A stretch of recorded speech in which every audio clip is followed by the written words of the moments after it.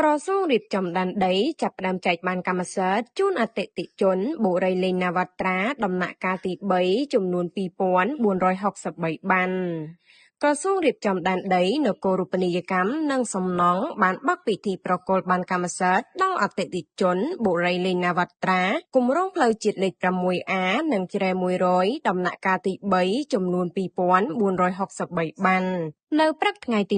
27ខែវិច្ឆិកានៅទីស្តីការក្រសួងក្រមអធិបតេយ្យភាពឯកឧត្តមសាយសំអាលឧបនាយករដ្ឋមន្ត្រីនិងរដ្ឋមន្ត្រីក្រសួងរៀបចំដែនដីនគររូបនីយកម្មនិងសំណង់ឯកឧត្តមសាយសំអាលបានអំពាវនាវសូមអភ័យទោសចំពោះបញ្ហាដែលកើតឡើងកន្លងមកនិងបញ្ជាក់ថា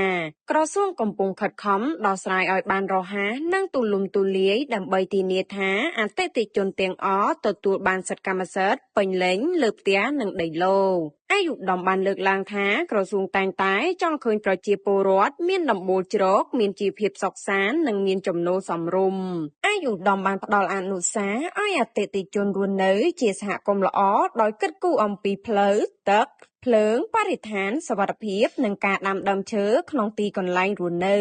ក្រសួងនឹងបន្តសហការជាមួយក្រុមហ៊ុនបុរីនិងធនាគារដើម្បីធានាលំហូរសាច់ប្រាក់និងជួយឲ្យប្រជាពលរដ្ឋទទួលបានអត្រាការប្រាក់ទាបសម្រាប់ការបង់ថ្លៃផ្ទះនិងដីឡូតិ៍ការចែកបានកម្មសិទ្ធិនិងនីតិវិធីចុះបញ្ជីផ្ទេរត្រូវបានអនុវត្តរយៈពេល3ថ្ងៃពីថ្ងៃទី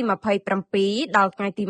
29ខែវិច្ឆិកាឆ្នាំ2025នៅក្រសួងរៀបចំដែនដីសម្រាប់អតិថិជនក្នុងតំបន់ជ្រែ100និងអន្លង់សែងស្រុកបុកកំបូលខេត្តកណ្ដាលក្នុងដំណាក់កាលទី3នេះអតិថិជនដែលបានបង់ប្រាក់គ្រប់